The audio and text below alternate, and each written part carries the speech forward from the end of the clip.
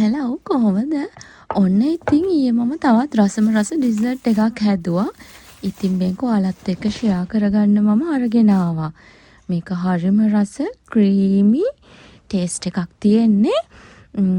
ඔයාලත් කැමති නම් මේක හදලා බලන්න පුළුවන්. හරිම රසයි, හරිම ලේසියෙන් හදාගන්න පුළුවන්. ඒ කියන්නේ අපිට ගොඩක් ඉන්ග්‍රීඩියන්ට්ස් ඕන වෙන්නෙත් නැහැ.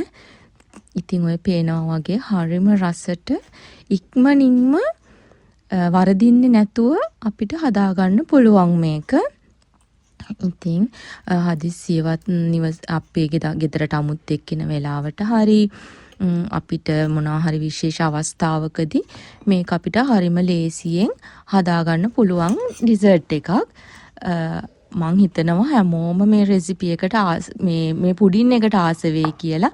මමත් මේක හදන්න ඉගෙන ගත්තේ අපි මෙහි ඉන්න අක්කා කෙනෙක්ගෙන්. එයා තමයි මට මේක හදලා බලන්න කියලා හදන විදිහ කියලා දුන්නේ.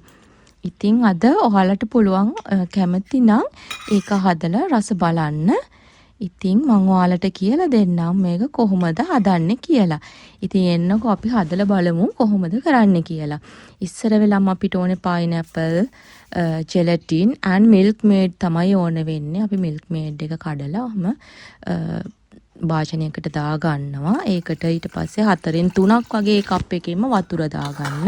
මම ගත්ත පොඩි milk maid එක half එක. ඊට පස්සේ ලිපේ තියලා අපිට මේක ගොඩක් රත් කරගන්න ඕනේ නැහැ. චුට්ටක් රත් කරගන්න.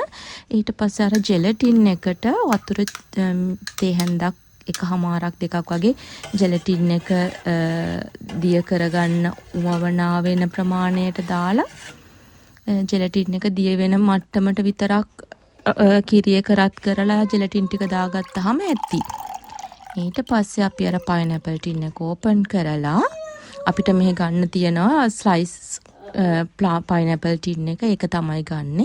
ඒක මම ජූස් එක වෙනම ගත්තා. ඊට පස්සේ පයිනැපල් එක වෙනම පොඩි පොඩි කෑලි වලට කපලා දාගෙන මික්ස් කරගන්නවා.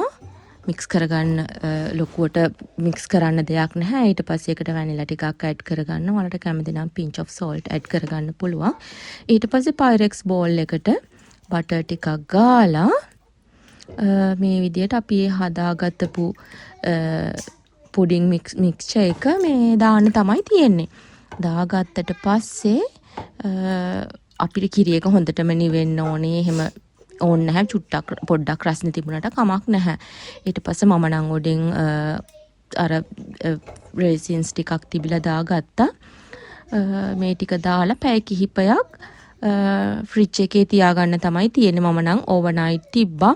ඔයාලට මේ පුඩින් එක චුට්ටක් ඝනකම වැඩි වෙන්න හදාගන්න කැමති නම් එතකොට ඔයාලට පුළුවන් මේකට ජෙලටින් දාන ප්‍රමාණය චුට්ටක් වැඩි කරගන්න. එහෙම නැත්නම් මේක හොඳට සීල් කරලා ෆ්‍රිජ් එකේ උඩ කොටසේ පැය 6ක් 8ක් විතර තිබ්බට පස්සේ මේක ලස්සනට සෙට් වෙලා එනවා. ඉතින් පොඩි අයත් කන්න හරිම ආස වෙයි. හදලා බලලා කියන්නකෝ ගිහින් එන්නම්.